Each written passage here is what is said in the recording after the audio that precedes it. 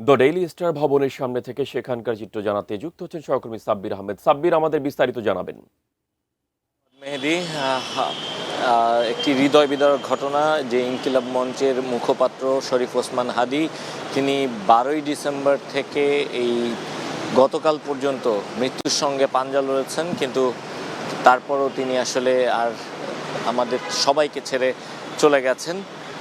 হাদীর মৃত্যুর ঘটনাকে কেন্দ্র করে আসলে বেশ কিছু অপ্রীতিকর ঘটনা ঘটেছে। আপনারা জানেন যে ইতিমধ্যে বেশ কিছু জায়গায় গতকাল রাত থেকে বিশেষ করে দুটি গণমাধ্যমকে টার্গেট করে অগ্নিসংযোগ চালানো হয়েছে, লুটপাট করা হয়েছে, ভাঙচুর করা হয়েছে এবং তার পাশাপাশি ছায়ানটে হামলা চালানো হয়েছে, ধানমন্ডি 32 নম্বরে হামলা চালানো হয়েছে এবং পুলিশের ঊর্ধ্বতন কর্মকর্তারা, পুলিশের আইজিপি এই সকালে ঘটনাস্থল পরিদর্শন করেছেন। পুলিশের ডিএমপির অতিরিক্ত কমিশনার এসএন নজরুল ইসলাম তিনি ঘটনাস্থলে এসেছেন, তিনি ঘটনাস্থল পরিদর্শন করেছেন। তিনি যেটি বলেছেন যে আসলে এই ঘটনায় ওসমান হাদীর এই মৃত্যুকে কেন্দ্র করে একটি স্বার্থান্বেষী মহল হয়তোবা এই পুরো ঘটনাকে আসলে পুঁজি করতে চাইছে এবং এই পুঁজি করে তারা এই ধরনের বিশৃঙ্খল পরিস্থিতি সৃষ্টি করছে, এই ধরনের অরাজক পরিস্থিতি সৃষ্টি করছে। আরএফএল অডিটর, বাঁকা হয় না, ফাঁকা হয় না,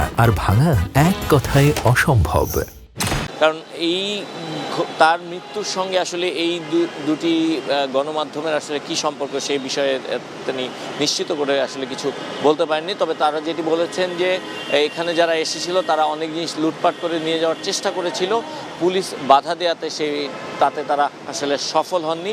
এই ধরনের পরিস্থিতিতে ইনকিলাব মঞ্চের পক্ষ থেকে আপনারা জানেন যে বলা হয়েছে কেউ যেন কোনো ধরনের কোনো বিশৃঙ্খলা সৃষ্টি না করে, কারণ হাদী সবসময় যে মতবাদে বিশ্বাসী ছিলেন, তিনি ইনসাফ কায়েম করতে চেয়েছেন, মানুষের যেন কোনোভাবে কোনো প্রকার ক্ষতিগ্রস্ত না হয় সেই জন্য আসলে হাদী রাজনীতি করে গেছেন বা রাজনীতি করতে চেয়েছিলেন। তার সেই স্বপ্ন যেন পূরণ করে সেজন্য তিনি সবাইকে আসলে আহ্বান জানিয়েছিলেন এবং তার যারা মতাদর্শ অনুসরণ করে বা তাকে যারা অনুসরণ করে, তাকে যারা ভালোবাসে, তারাও যেন আসলে সেটি করে, সেই আহ্বান ইনকিলাব মঞ্চের পক্ষ থেকে জানানো হয়েছে। আপনারা জানেন যে আজকে সারা দেশে রাষ্ট্রীয় শোক ঘোষণা করা হয়েছে এবং জাতীয় পতাকা অর্ধনমিত রাখা হয়েছে এবং যেই ডেইলি স্টার যেই কার্যালয়টি রয়েছে, অর্থাৎ পুরো প্রতিষ্ঠানে এই ধরনের ধ্বংসস্তূপ রয়েছে।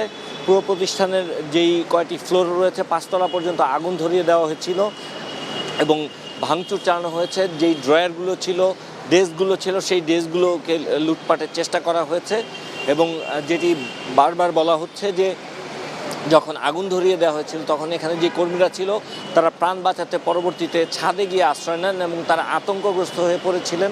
অনেকে সামাজিক যোগাযোগ মাধ্যমে স্ট্যাটাস দিয়েছিলেন যে হয়তো তারা আজকেই তাদের শেষ দিন, তারা মারা যাচ্ছেন, এ ধরনের স্ট্যাটাসও অনেকে দিয়েছিলেন। যাই হোক, পরবর্তীতে এই পুরো বিষয়টিকে আসলে সেনাবাহিনীর কর্মকর্তারা এসে পুরো বিষয়টি নিয়ন্ত্রণে নেন। এই মুহূর্তে পুলিশ মোতায়েন রয়েছে এবং পুলিশের যিনি অতিরিক্ত কমিশনার ডিএমপির তিনি এসে যেটি বলেছেন যে যেই সময় এই ঘটনাটি ঘটানো হয়েছে সেই সময় প্রচুর সংখ্যক মানুষ এসে আসলে এই ঘটনায় ঘটিয়েছে। এই কারণে যেই পরিমাণ পুলিশ সে সময় মোতায়েন ছিল আসলে তারা তাদেরকে বাধা দিতে পারেননি, আর এই কারণে এই ঘটনাটি ঘটেছে এবং শনিবার আসলে রাষ্ট্রীয় শোক ঘোষণা করা হয়েছে এবং পতাকা অর্ধনমিত রাখা হয়েছে। একটি